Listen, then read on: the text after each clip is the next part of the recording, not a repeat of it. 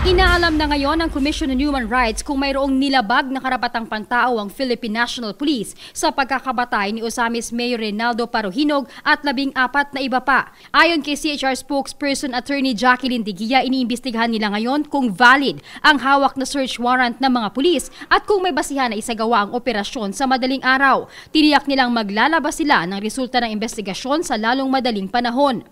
Purpose ng sinasagawang investigasyon ay para matukoy kung may sapat ebidensya kung nagkaroon ng pagmamalabis. Kung wala naman, makakaasa ang publiko ng isang patas at maayos na pagsisiyasat at madidismiss ito kung walang sapat na basihan.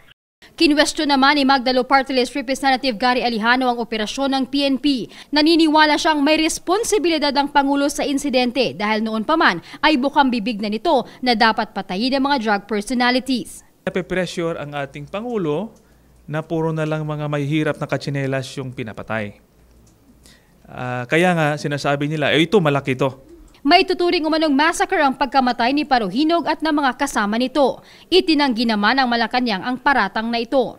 Ayon sa palasyo, tanging general instructions lamang kaugnay sa pagpaslang ng illegal drugs groups at mga sangkot dito ang ibinigay ng Pangulo sa mga pulis. Hindi rin nila kailangang magpadala pa ng sulat ang Commission on Human Rights kay Pangulong Duterte para sa investigasyon sa mga pulis na kasama sa operasyon. I don't think that will be necessary. The President has already made a statement in his capacity as Commander-in-Chief.